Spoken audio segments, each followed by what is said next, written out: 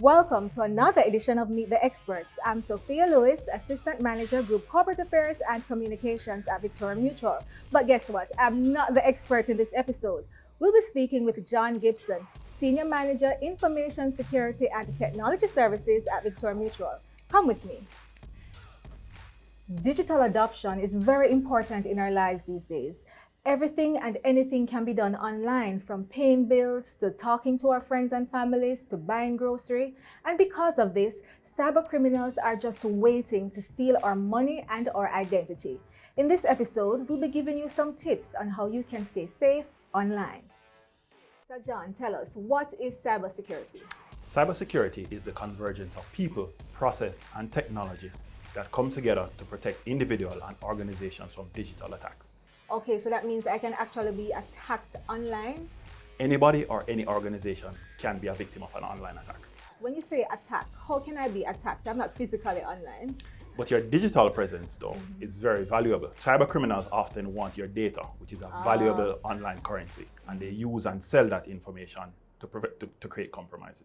Okay, so what are some of the things that I can do to ensure that I'm not attacked? Well, a common way that people get attacked is when they connect to free Wi-Fi networks, open Wi-Fi networks. So you want to avoid connecting to an open Wi-Fi network. But that's so common, because if I don't have credit, I'm going to use a free Wi-Fi. That's why I say it's very common. It's a very useful tool for cyber criminals, because they know, because it's free, they know that it's free, you're going to connect to it, so they connect to it as well and wait on you. Okay, what else can I do? Social media is also another area where cyber criminals harvest data. So you want to be careful of what you post on social media. You want to ensure that you don't post any personally identifiable information. That is your full name, your address, your phone number, any information that can identify you, your family, or your coworker or your workplace. You'll want to avoid posting that information. So if I'm going to be signing up, say I'm signing up to Facebook or IG for the first time, they're going to be asking for that kind of information. They do ask you for some pertinent information, but what you want to do is you want to evaluate, all right, in signing up for this service, do they need to know my phone number? Do they need to know where I live? In many instances, all you need to provide is an email address and a username, and that will be sufficient. Okay. Some instances, you provide a phone number as a method of verification, but very rarely you'll need to provide an address or something like that. Okay, and I can use a false address. All right, what else should we be careful of? I know, like passwords. I forget my passwords all the time, and I just can't remember. Everything is asking me for a password. What should I bear in mind when it comes to passwords? So your password is your gatekeeper to your online presence, your digital presence. Your password is defined as something you have, something you know, and something you are. All right. Many institutions today, many service providers are enabling what we call multi-factor authentication. Okay, haven't a clue what that is. So what multi-factor authentication is, initially you have a password, which is something that you know, right, whatever that word or phrase is. And they're issuing now a token, which is something that you have, which is a second password to access your account.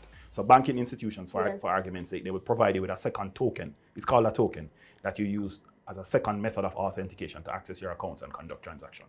So for some persons who use the same password for everything, is that a wise thing to do? That's not a wise thing to do, because if you use your password across multiple accounts, then once I compromise one of your accounts, I compromise all of your accounts.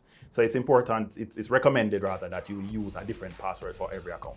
Now, that raises the question of, how do I keep track of so many passwords? Exactly. The beauty about that is that there are things like password vaults or password keepers that are very secure that you can use to store your password, and then all you now need to do is remember the password to the password keeper or the password vault. Well, having a password vault sounds like a good idea. Suppose the hackers get my password to my password vault. Yes, that would be cause for concern for you. However, the vendors of the password vault, they've kind of thought ahead of that, and they have some solutions in place for that. When you're signing up for the vault, there is some information that you have to input to sign up for the vault that is unique to you. And also, many of them require use of your fingerprint to access the vault. So even if your phone is lost or stolen or something like that, then the person won't have your fingerprint to be able to get into your phone. Okay, so there are these layers of security. Layers of security. Okay. And next we go on to the updates of our devices. Yes, many manufacturers provide updates for their devices. So whether that's your iPhone or your Android phone or your laptop or desktop or whatever it is, they provide security updates. And usually they discover bugs in the wild that create security vulnerabilities, and they issue updates. So whenever they issue an update, it's important that you install that update on your device to make sure it's secure. So I shouldn't just ignore it. You should not ignore it. Sometimes you should not ignore it. But you ought to be careful, because cyber criminals also know that the manufacturers do these things. So when you're installing an update, always verify that the update actually comes from the... How can I do that? Usually it is signed, and some information will come up that say the update is from whatever the vendor or manufacturer of the device is. Okay. And we go on to know through our email. Sometimes we may get a suspicious email. I think that's perhaps a common way that we can get attacked. Yes. It is, again, one of the preferred tools that are used by cyber criminals. Preferred tools? Preferred tools, because it's free, it's easy to use.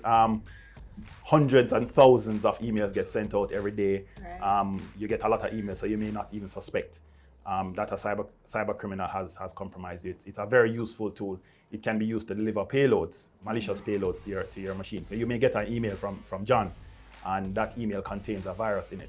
And you click on the virus and your machine is infected. How can I identify when it's suspicious?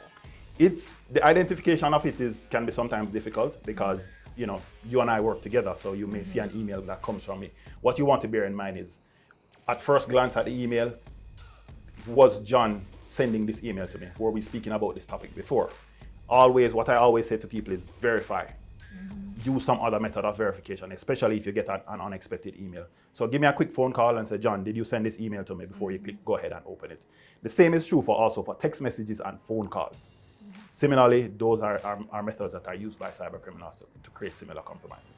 Okay, now that our children are at home and they're bored and they may take up our phones, they're downloading all kinds of games and so on, is there anything we need to be cautious about when downloading apps? Yes. Just like I said about the password vault, you want to use an app that is from a trusted provider, that is from a reputable source. I mean, there's an app for everything nowadays. Exactly. Every single thing you can think of, there's an app for it. But what you want to do is you want to verify and make sure that the provider of the service that you're consuming is also the provider of the app that you're consuming. Many times there are apps that are masquerading as legitimate apps, because it's easy to crop an image, to overlay images and that sort of stuff to make it look like, for argument's sake, a VMBS app.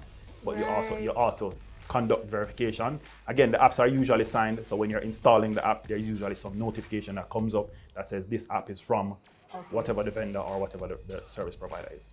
Okay, and as we wrap up our conversation, as it regards financial institutions and how we relate to our members, to our clients, what is that one advice you will give to our viewers? Your financial institution will never ask you to reveal your password. They will never ask you to send confirmation of your account information via a link in an email or anything like that. So if you get an email from your financial institution saying update your account via this link, most of the time, almost always, that is malicious. So never click on any links that comes from your financial institution that asks you to update your account information. Those links are usually meant to harvest your account information. Because once you put in that information and think you've updated your financial institution of your account number, then the criminals will have it. And think about it. Why would a financial institution ask you to verify your accounting information that they already have? So a healthy dose of skepticism is useful. Okay, thank you so much, John, for joining us in our episode of Meet the Experts. We got some valuable advice, especially during this time. Thank you so much for watching. I'm Sophia Lewis, and take care.